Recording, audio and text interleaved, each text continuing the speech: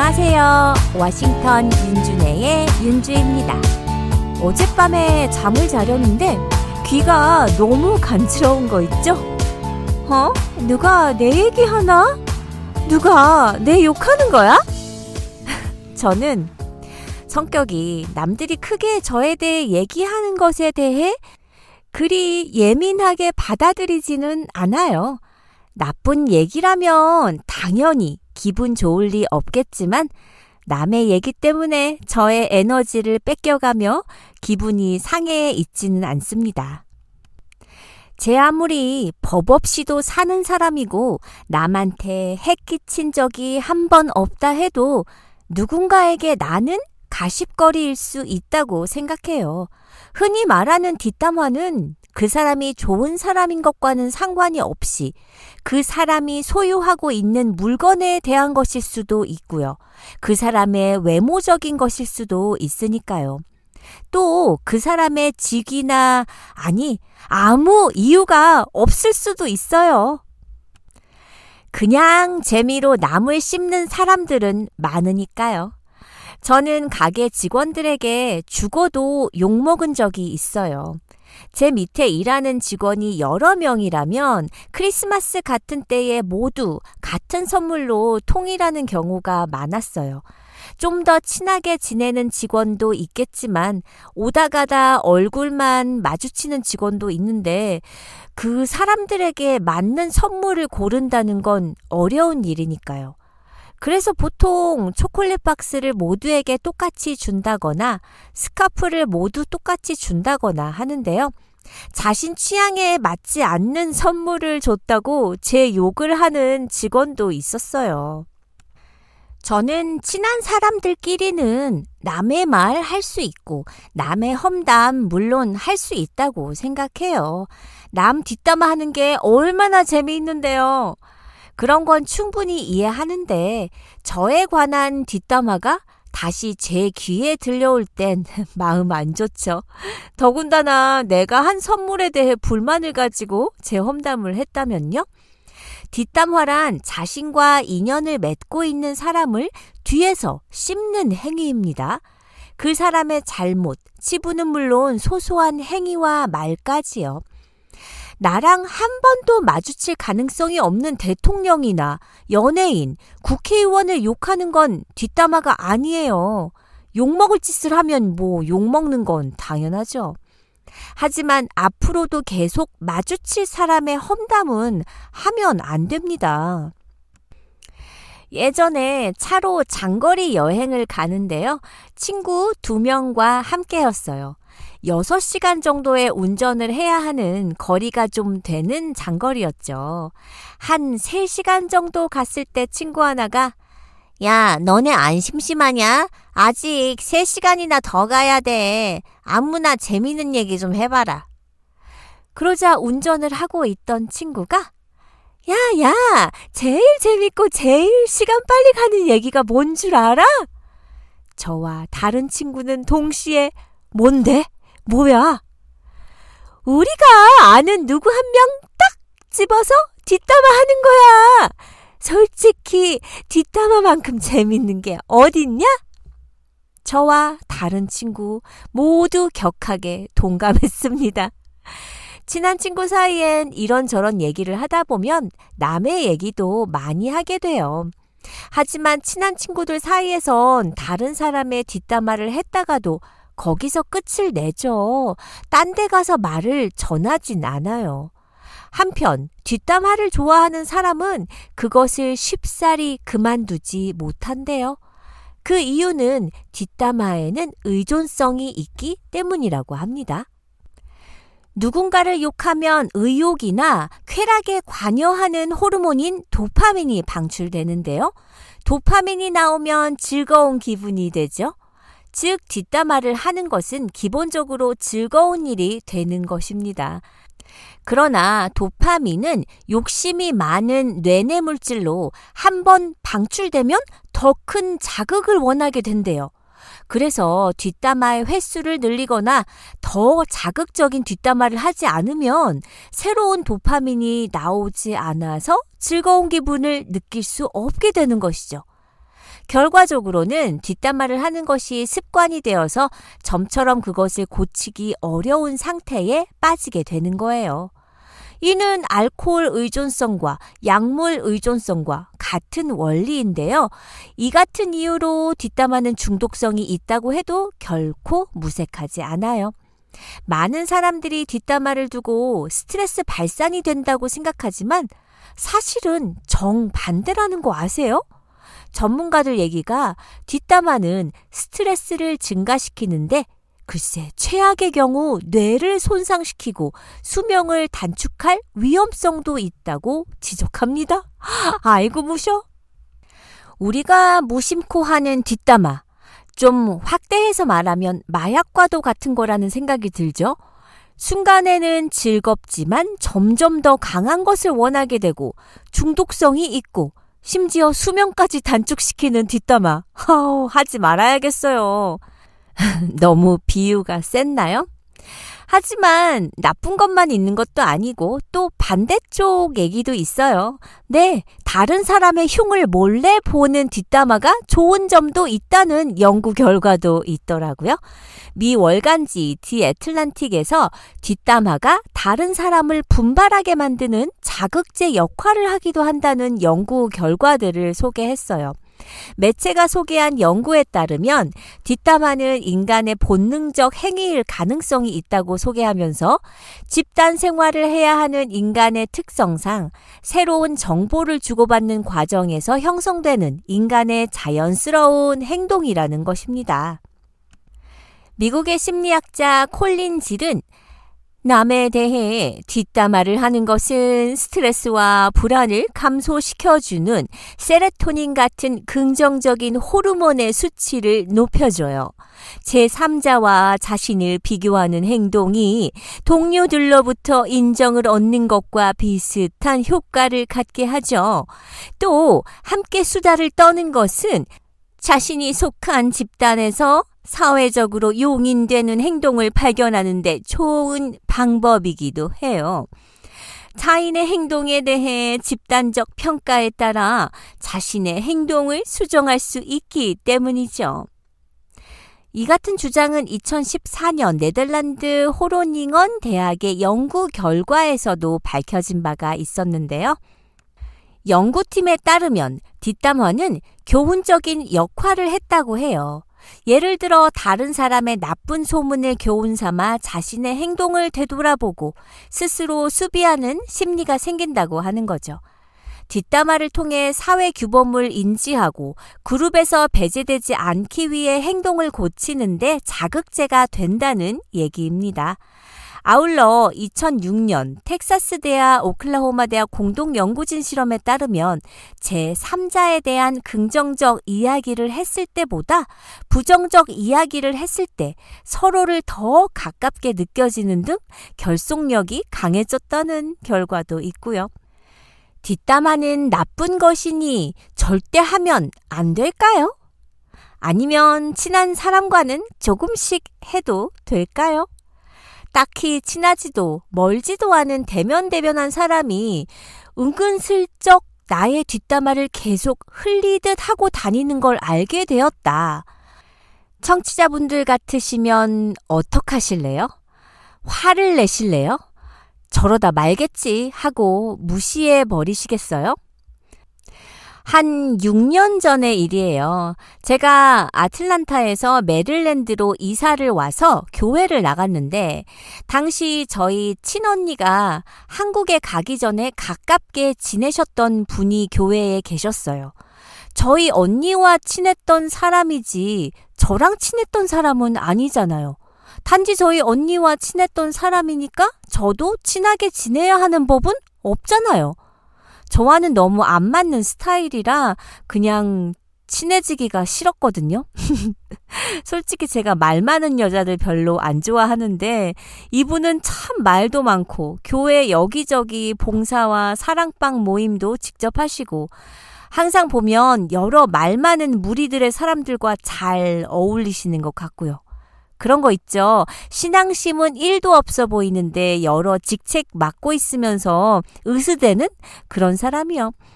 근데 그분껜 저의 이런 행동이 좀 건방져 보였던지 암튼 마음에 안 드셨나 봐요. 저희 언니랑 친한 사람인데 제가 그분을 깍듯하게 인사를 한다거나 하지도 않아서 그랬는지 그분과 친하게 지내는 다른 분이 저에게 전해주신 내용이었어요. 물론 그분과도 저는 친한 사이가 아니었죠. 내용은요. 제가 좀 잘 꾸미고 다니는데 그렇다고 풀 메이크업하고 이런 건 아니고요.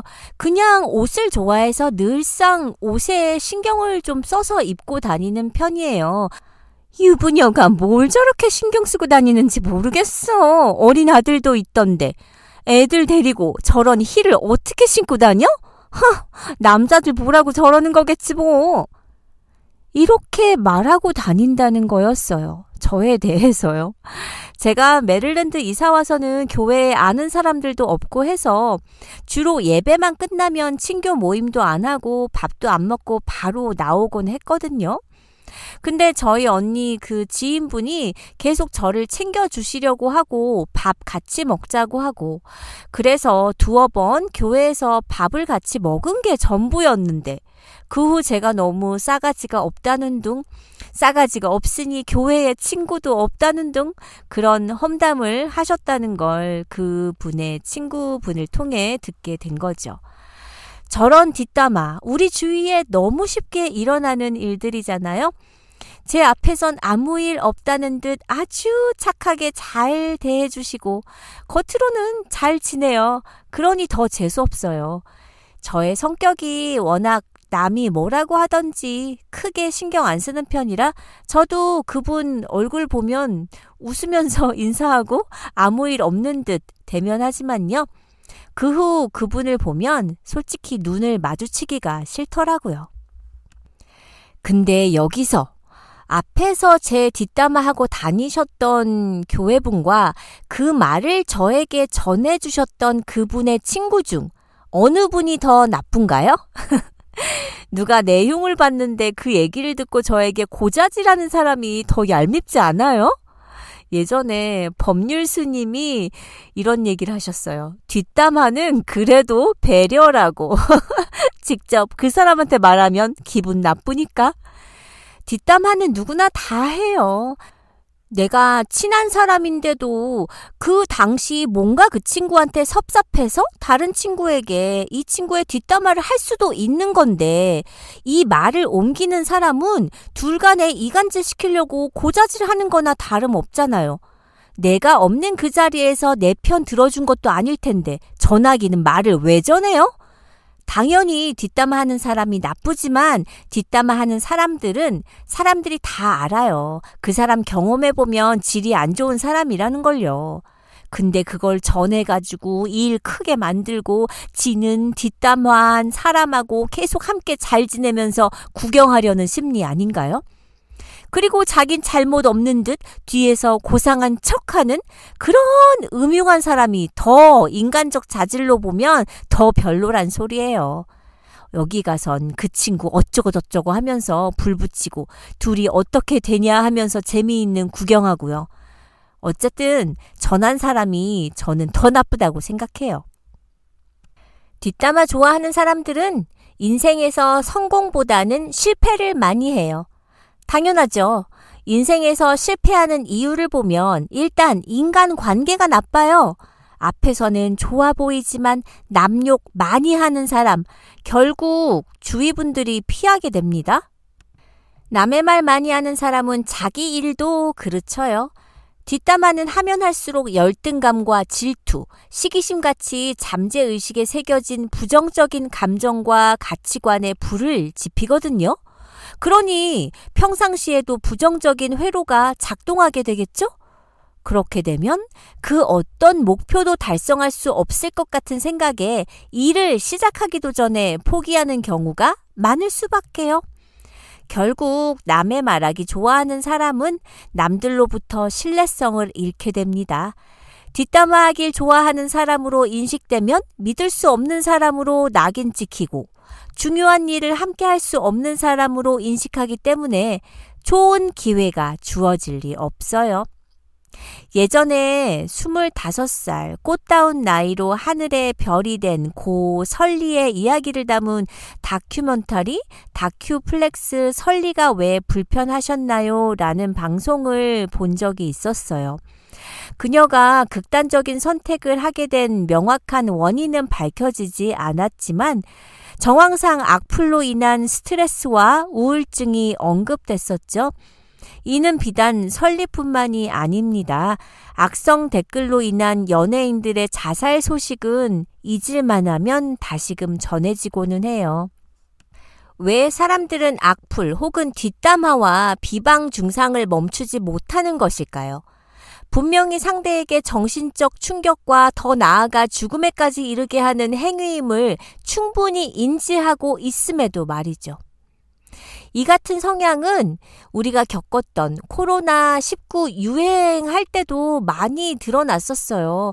외출 자제 등 장기간 사회적 거리 두기가 이어지면서 자신은 감염 대책을 위한 규칙을 지키고 있는데 설령 마스크를 안 쓴 사람을 마트에서 본다거나 했을 때, 그것을 지키지 않는 사람을 발견했을 때 분노가 행동의 원인이 되고 있었어요. 인간은 타인과 자신을 비교했을 때 자신이 뛰어나면 우월감을 가져요. 반대로 자신이 열등하다고 느꼈을 때 열등감을 품게 되죠. 열등감은 강렬한 부정적인 감정임에도 그것을 어떻게든 해소하고 싶은 충동에 휩싸입니다. 이를 뒷담화나 비방, 중상과 같은 형태로 발산하고 싶어지는 것이죠. 뒷담화와 비방은 하는 것만으로도 상대방을 쉽게 폄하할 수 있어요. 즉 자신과 상대의 비교해서 상대방을 끌어내림으로써 자신의 가치를 상대적으로 높일 수 있는 거죠. 그로 인해 내재된 자신의 열등감을 완화하려는 심리가 작용하는 것입니다. 청취자분들, 앞에서 설명드렸듯이 뒷담화가 건강에도 좋은 연구 결과들이 있다고는 하지만요. 건강을 해친다는 연구 결과가 분명 훨씬 많을 거예요. 그렇다면 건강을 해치고 주위의 신뢰를 잃는 뒷담화를 어떻게 하면 그만둘 수 있을까요? 가장 쉬운 길은 자신을 칭찬하는 것이랍니다. 마음에 들지 않는 사람을 쓰러뜨리기 위해서가 아니라 내 자신을 높임으로써 상대와 자신 사이의 갭을 메우면 돼요. 자신의 사소한 성공을 혼잣말로 해도 좋으니 칭찬해 보도록 해보세요. 칭찬하는 것이 어려우면 부정적인 생각을 긍정적으로 바꿔두는 것만으로도 좋아요. 예를 들어서 회사의 동기가 나보다 먼저 승진을 한 경우, 능력도 없는 게 먼저 승진을 하고 있어 라고 생각하기보단 나도 노력해서 금방 따라잡을 거야 라고 바꿔 말해보는 거예요. 자신 안에서 긍정적인 언동을 쌓아 올리는 것으로 자기 긍정이 높아지면 분노와 질투 등이 들어갈 자리가 없어져요. 그러면 부정적인 감정을 억제할 수가 있겠죠? 그 결과 뒷담화에서 졸업할 수가 있을 겁니다. 발 없는 말이 천리 간다. 낱말은 새가 듣고 반말은 쥐가 듣는다. 뒷담화에 대한 속담은 많아요. 말의 중요성은 100번을 강조해도 모자라는 것 같습니다. 말은 누구나 쉽게 할 수 있지만 자칫 다른 사람에게 피해를 줄 뿐 아니라 마음에 큰 상처를 남길 수도 있어요. 스트레스를 받을 때 누군가를 험담하기보단 먼저 자신을 돌아보도록 해보세요. 뒷담화는 돌고 돌아 결국 자신을 향한다는 것도 잊지 마시고요. 배우 겸 작가인 페니 플래그는 이렇게 말했어요. 기억하라. 등 뒤에서 욕하는 자가 있다면 그들보다 2걸음 앞서 있다는 뜻이다. 라고요. 저는 이 말 참 좋아해요. 누군가가 나의 뒷담화를 했나요? 신경 쓰지 마세요. 그러던지 말던지. 결국은 내가 그 사람보다 2걸음 앞서 있기 때문이잖아요. 여자들은 질투시기 때문에 주로 남의 뒷담화를 하니까요. 누가 나의 뒷담화를 했다면 난 분명 그 사람보다 이쁘고 지적이고 스타일도 좋고 인기도 좋다는 거예요. 그러니까 이쁜 우리는 잘못이 없습니다. 이쁜 윤주는 여기서 물러나고요. 우리는 다음 시간에 또 만나요.